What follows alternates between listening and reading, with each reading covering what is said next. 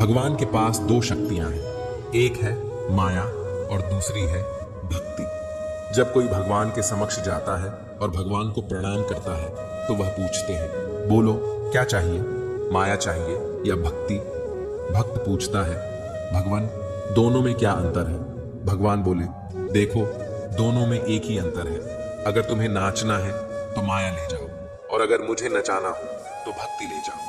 क्योंकि जीव जिसके वश में रहे उसका नाम माया, और भगवान जिसके वश में रहे उसका नाम भक्ति। भगवान के राज्य में समस्त संसार नाचता है, जबकि भक्ति के राज्य में भगवान स्वयं नाचते हैं। किसी ने पूछा, भक्ति क्या है? बहुत ही प्यारा जवाब आया, भक्ति हाथों पैरों से नहीं होती, वरना विकलांग कभी ना कर पाते। भक्ति ना ही आंखों से होती है, वरना सूरदास जी कभी ना कर पाते। ना ही भक्ति बोलने और सुनने से होती है, वरना गूंगे बहरे कभी ना कर पाते। और ना ही भक्ति धन और ताकत से होती है, वरना गरीब और कमजोर कभी ना कर पाते। भक्ति केवल भाव से होती है, एक एहसास है भक्ति, जो हृदय से होकर विचारों में आती है और हमारा प्रेम परमात्मा से जुड़कर रिश्ते में बदल जाता है। भक्ति भाव का सच्चा सागर है।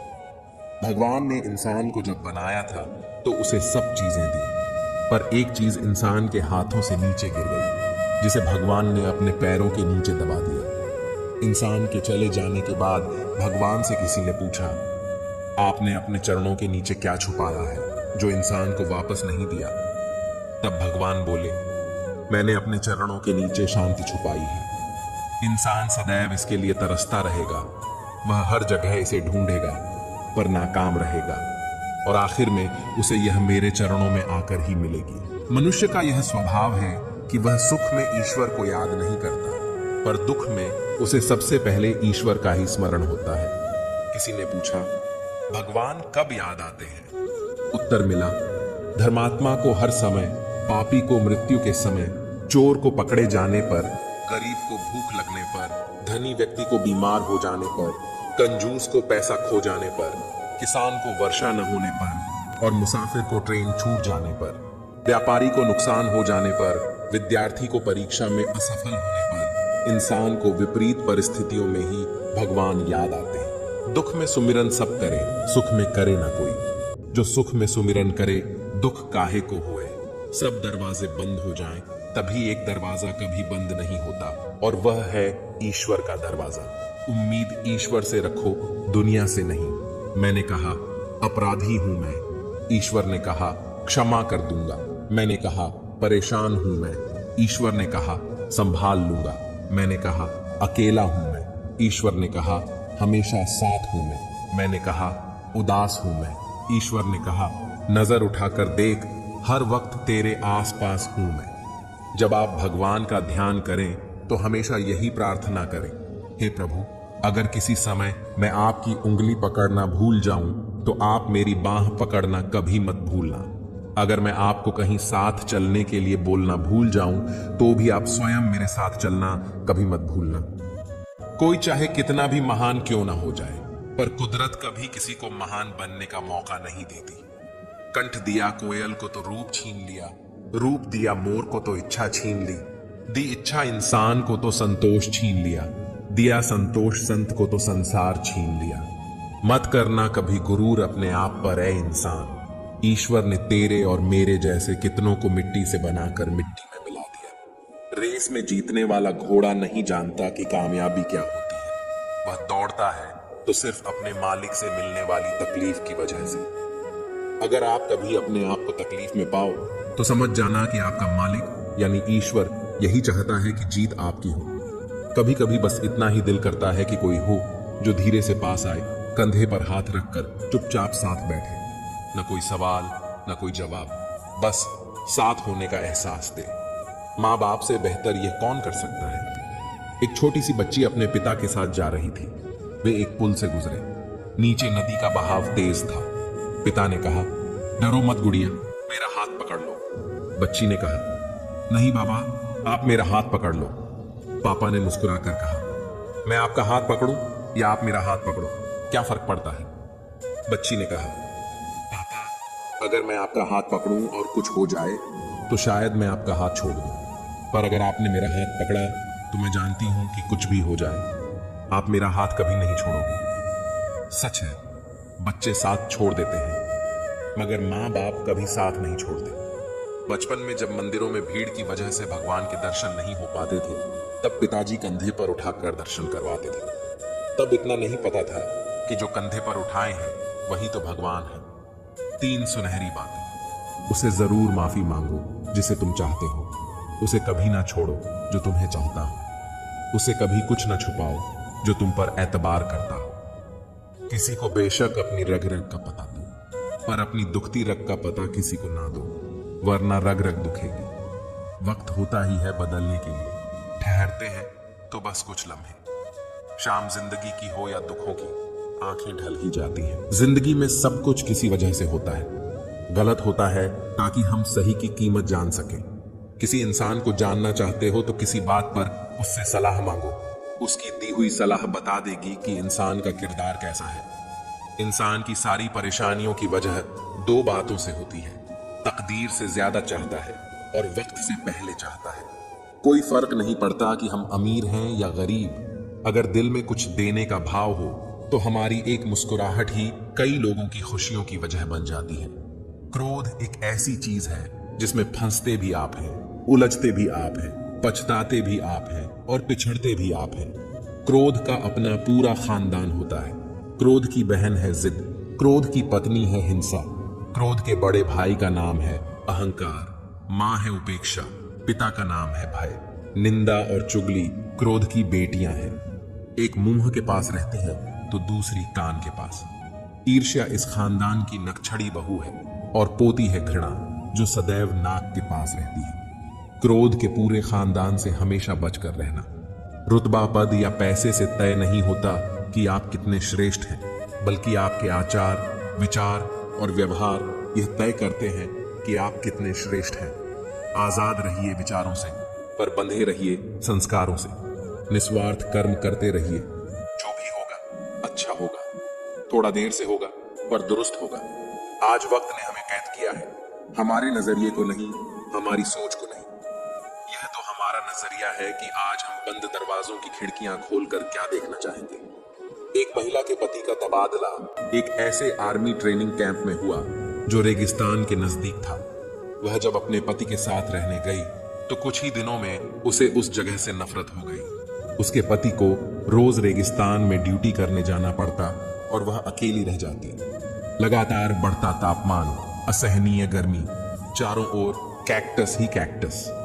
बात करने को कोई भी नहीं। गर्म हवाएं लगातार बहती। कुछ भी खाओ पियो, यहां तक कि सांस भी लो तो सब में धूल ही धूल भरी होती। उसने अपने पिता को चिट्ठी लिखी, सब बताया और आखिर में लिखा, मेरा यहां एक दिन भी रहना अब मेरी बर्दाश्त से बाहर है। इससे तो अच्छा था कि मैं जेल में होती। उसके पिता ने जवाब में सिर्फ 2 लाइनें लिखी और उन 2 लाइनों ने उस औरत की पूरी जिंदगी बदल दी। जानते हैं उसके पिता ने जवाब में क्या लिखा? 2 लोगों ने जेल की सलाखों के पीछे से देखा। एक ने कीचड़ देखा, दूसरे ने सितारों से भरा आसमान। एक ने कीचड़ देखा, दूसरे ने सितारों से भरा आसमान। इन पंक्तियों को उसने बार बार पढ़ा। उस पर इनका इतना गहरा असर हुआ कि फिर कभी उसने जीवन में शिकायतें नहीं की। उसके बाद उसने सिर्फ नेमतों को गिना और ईश्वर को उसके लिए धन्यवाद दिया। उसके बाद उसने कभी अपने जीवन में कीचड़ नहीं देखा, सिर्फ और सिर्फ सितारों से भरा आसमान देखा। जैसा आप देखना चाहेंगे वैसा ही है जीवन। बेशक कई परिस्थितियां हमारे हाथ में नहीं होती, पर उन पर हमारी प्रतिक्रिया कैसी हो यह पूरी तरह से हमारे ही हाथ में होता है। एक गुरु से शिष्य ने कहा, गुरुजी, एक आदमी आश्रम के लिए गाय उपहार में दे गया है। गुरु ने उत्तर दिया, अच्छा हुआ, सभी को दूध पीने को मिलेगा। कुछ दिनों के बाद शिष्य ने फिर आकर कहा, गुरुजी, जिस आदमी ने गाय दी थी वह आकर अपनी गाय वापस ले गया। गुरु ने कहा, अच्छा हुआ, गोबर उठाने के झंझट से मुक्ति मिली। परिस्थिति बदले तो अपनी मनस्थिति बदल लो, फिर दुख भी सुख में बदल जाएगा। सारा खेल तो बस नजरिए का है। दोस्तों, याद रखना, इन 2 पंक्तियों को हमेशा याद रखना और दोहराना। जब भी परिस्थितियां प्रतिकूल हों, 2 लोगों ने जेल की सलाखों के पीछे से देखा। एक ने कीचड़ देखा और एक ने तारों से भरे आसमान। जिस समय कोई समस्या जन्म लेती है उसके साथ ही उसका समाधान भी जन्म लेता है। मुश्किल से मुश्किल हालात में भी दिन सिर्फ 24 घंटे का ही होता है। वक्त ठहरता कहाँ है, जैसा भी हो गुजर ही जाता है। अंधेरी से अंधेरी रात भी अपनी कोख में दिन का उजाला लिए होती है। जीवन कभी कभी ऐसे दौर से गुजरता है जैसे एक ट्रेन किसी सुरंग से गुजरती है, घुप अंधेरे से भरी सुरंग से। पर क्या हम उस वक्त अपनी टिकट फेंक कर उस ट्रेन से बाहर कूद जाते हैं? नहीं, क्योंकि हमें यकीन होता है कि ट्रेन का चालक हमें सुरक्षित रूप से उस सुरंग से बाहर ले जाएगा। जिंदगी की ट्रेन भी जब दुखों और मुसीबतों की सुरंग से गुजर रही हो, चारों ओर अंधेरा दिख रहा हो, तभी तो जरूरत होती है उस भरोसे की, जिंदगी के ड्राइवर पर भरोसे की, जो पार ले ही जाएगा। बस याद रखना कि कभी कभी सुरंग बहुत छोटी होती है और कभी कभी बहुत बड़ी, पर आखिरकार यह है तो एक सुरंग ही, जिसके दूसरी ओर उजाला ही उजाला है। बस भरोसा मत खोना। शाखाएं अगर रहीं तो पत्ते भी आएंगे। ये दिन बुरे हैं तो क्या हुआ, अच्छे भी आएंगे। एक घर में 5 दिए जल रहे थे। एक दिन पहले दिए ने कहा, इतना जलकर भी मेरी रोशनी की कोई कदर नहीं, आज मैं सबके लिए व्यर्थ हूं, इससे तो बेहतर है कि मैं बुझ जाऊं। यह कहकर वह दिया बुझ गया। जानते हो वह दिया कौन था? वह दिया था उत्साह का प्रतीक। उसे देखकर दूसरे दिए ने, जो शांति का प्रतीक था, कहा, मुझे भी बुझ ही जाना चाहिए। मैं निरंतर दुनिया को शांति की रोशनी दे रहा हूं, पर फिर भी लोग हिंसा करते हैं। यह कहकर वह दिया भी बुझ गया। तीसरा दिया, जो भाईचारे का दिया था, वह भी उन्हें देखकर बुझ गया। अब ना उत्साह था, ना शांति, ना भाईचारा। तो ऐसे में चौथा दिया, जो एकता का प्रतीक था, वह भला कैसे जलता रहता? वह भी आखिरकार बुझ ही गया। पर एक दिया था जो अभी भी जल रहा था। एक छोटा सा दिया अपनी मध्यम सी लौ लिए निरंतर जलता हुआ। एक छोटा बच्चा घर में आया। उसे 4 बुझे दियों को देखकर अफसोस नहीं हुआ, बल्कि 5वें जलते हुए को देखकर वह खुशी से झूम उठा और उस नन्हे से दिए से उसने वह 4 बुझे दिए फिर से रोशन कर दिए। जानते हो वह दिया कौन सा था? वह दिया था उम्मीद का दिया, आशा का दिया। उम्मीद वक्त का बहुत बड़ा सहारा है उम्मीद तो हर लहर किनारा है।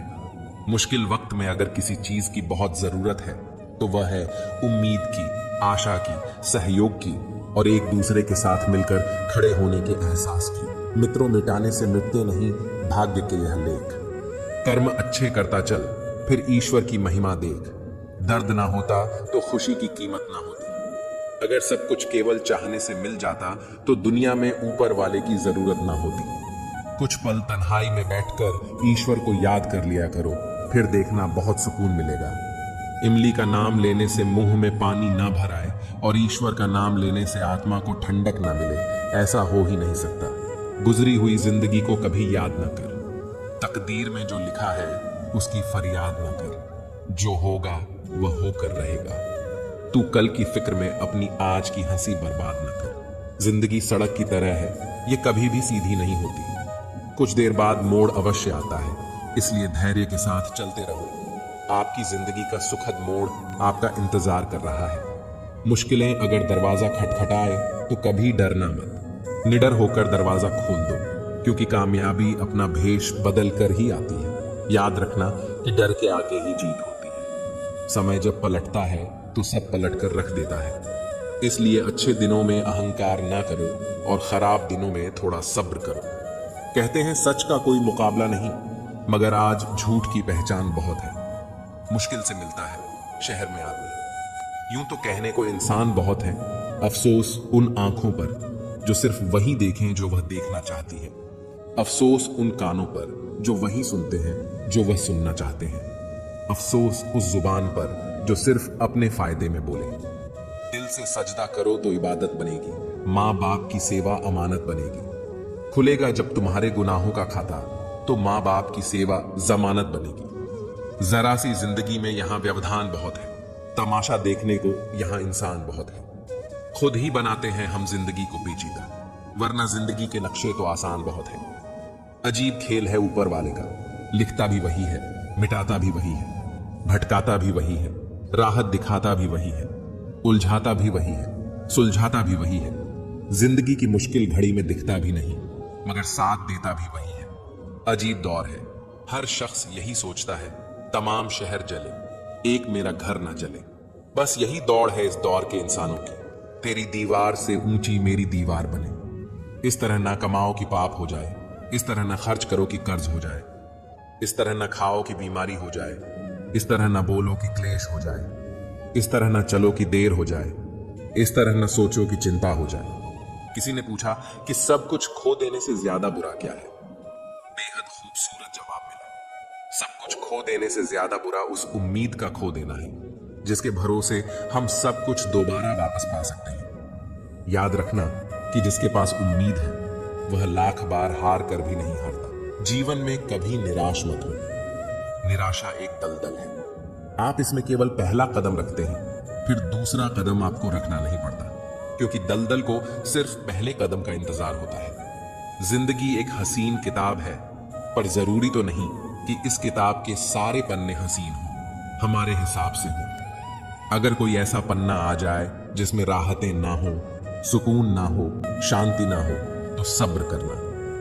अगर ईश्वर ने तुमसे वह चीज छीन ली है जो तुमने सोचा भी ना था, तो ईश्वर तुम्हें वह चीज भी देगा जिसका तुम्हें अंदाजा भी नहीं। क्यों भूल जाते हो कि उसके घर देर है पर अंधेर नहीं?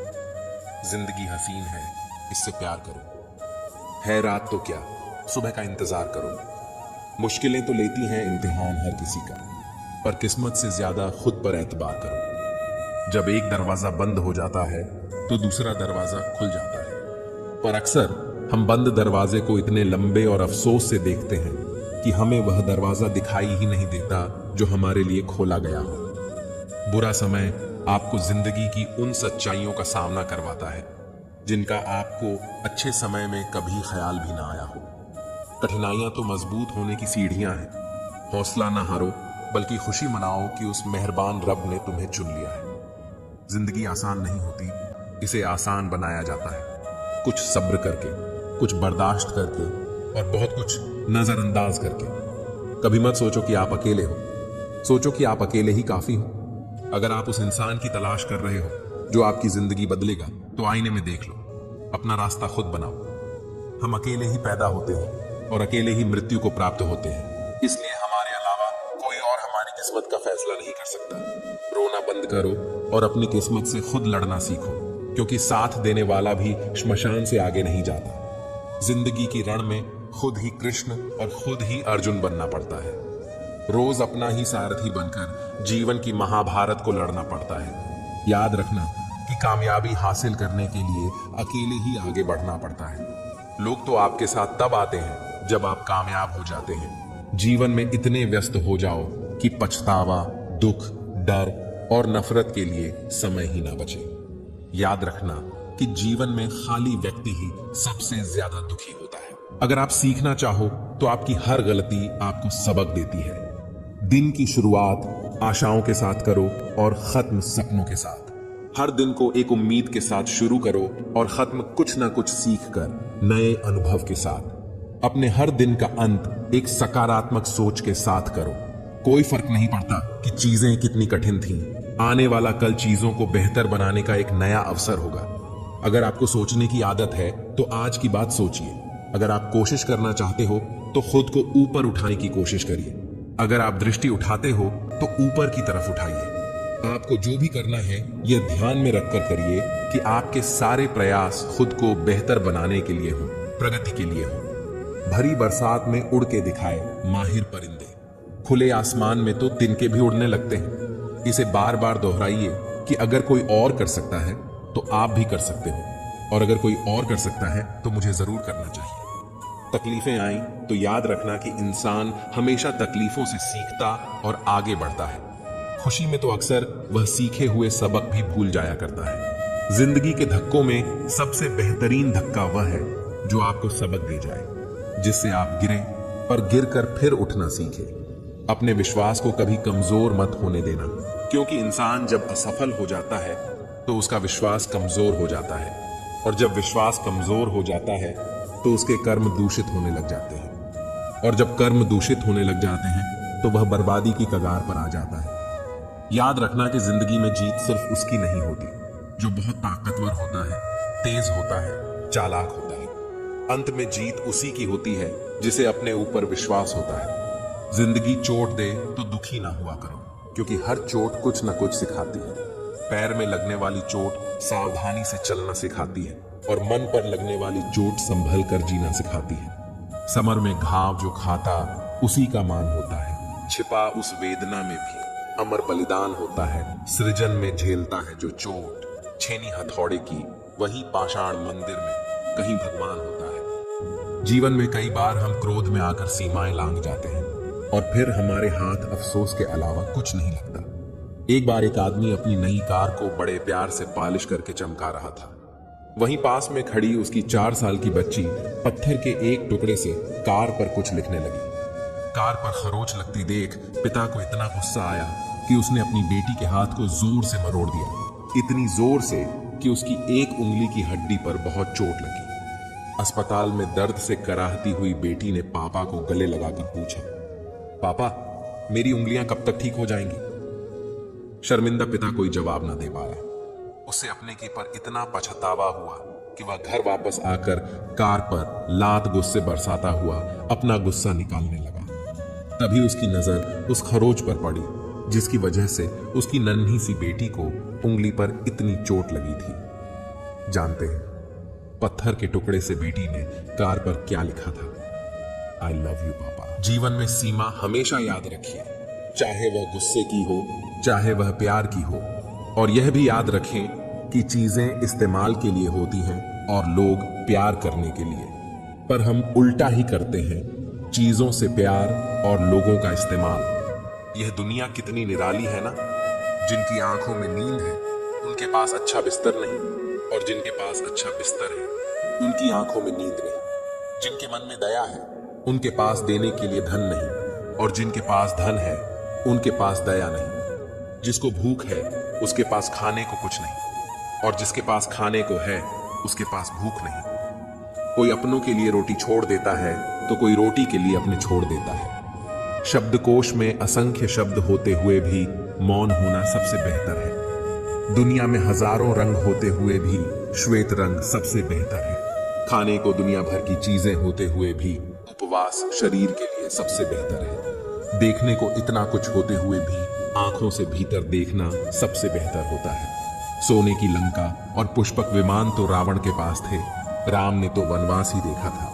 राजपाट तो कंस के पास था, जेल में जन्म तो कृष्ण ने लिया था।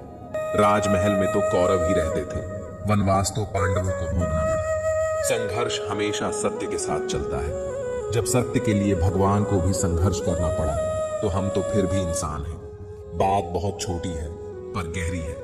बिखरा हुआ समाज और बिखरा हुआ परिवार कभी भी बादशाह नहीं बन सकता, लेकिन हाँ, वह आपस में लड़कर दूसरों को बादशाह जरूर बना देता है। जिस घर में प्रेम और बड़ों का आदर सम्मान होता है वहां ईश्वर का निवास होता है। प्यार बंटा तो रामायण लिखी गई, और संपत्ति बंटी तो महाभारत लिखी गई। याद रखना कि इंसान का पतन उस वक्त शुरू हो जाता है जब वह अपनों को गिराने की सलाह दूसरों से लेने लगता है। एक पत्थर लो और इस पत्थर को किसी जानवर, कुत्ते या बिल्ली के ऊपर मारिए। आप देखेंगे कि वह जानवर डर कर भाग जाएगा। अब वही पत्थर लीजिए और एक मधुमक्खी के छत्ते पर मारिए, फिर देखिएगा कि मधुमक्खियां आपका क्या हाल करती हैं। पत्थर वही है और आप भी वही हैं। बस फर्क यही था कि जानवर अकेला था और मधुमक्खियां समूह में थीं। एकता में ही शक्ति होती है। संयुक्त रहिए, संगठित रहिए, प्यार से रहिए। जय श्री कृष्णा।